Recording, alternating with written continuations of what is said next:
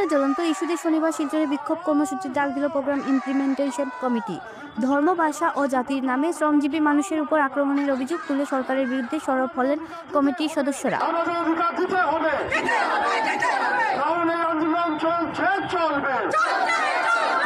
উপমহাদেশ জুড়ে ধর্ম, ভাষা ও জাতিগত বিভাজনের নামে শ্রমজীবী মানুষের উপর ধারাবাহিক আক্রমণ সহ একাধিক গুরুত্বপূর্ণ ইস্যুকে সামনে রেখে শনিবার শিলচরে বিক্ষোভ সমাবেশের আয়োজন করে প্রোগ্রাম ইমপ্লিমেন্টেশন কমিটি।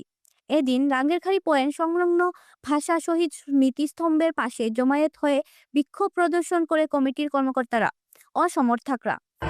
যারা মৃত্যুঞ্জয় গাড়ি চালক, যারা মৃত্যুঞ্জয় চালিয়ে জীবনের ঝুঁকি নিয়ে সেই পরিবারকে সহায় করে, যাদের পরিবার সেই রোগীদেরকে নিয়ে মৃত্যুর সাথে লড়াই করে, আজকে সেই মৃত্যুঞ্জয় ড্রাইভারদেরকে মৃত্যুর শয্যায় দাঁড় করে দিয়েছেন সরকার।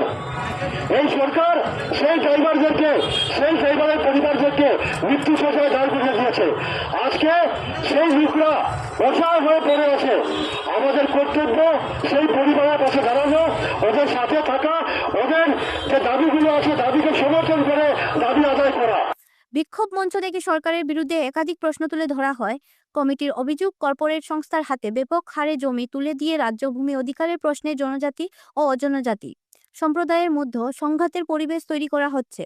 পাশাপাশি চা বাগানি শ্রমিকদের ন্যূনতম মজুরি প্রদান না করে নির্বাচনের আগে বিভিন্ন প্রলোভন দেখিয়ে প্রতারণা করা হয়েছে বলেও অভিযোগ করেন তারা।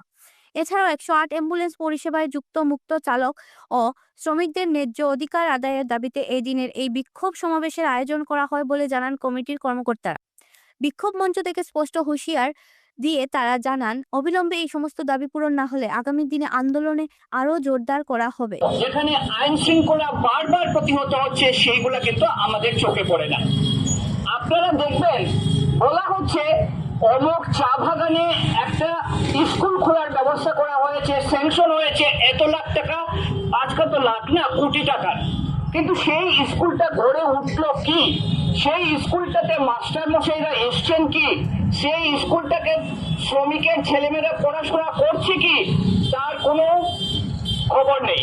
এইভাবে আমরা দেখছি উন্নয়নের একটা আপাতত চাদরের পিছনে যে অরাজকতা, নিপীড়ন, শুধু তা নয় শোষণ এবং অত্যাচার, এবং বিশেষত শ্রমিক গরিব মানুষের যে জীবনটা দুর্বিষহ হয়ে উঠছে, সেই খবর কিন্তু আমরা সেইভাবে পাচ্ছি না বা আমরা খেয়াল করছি না।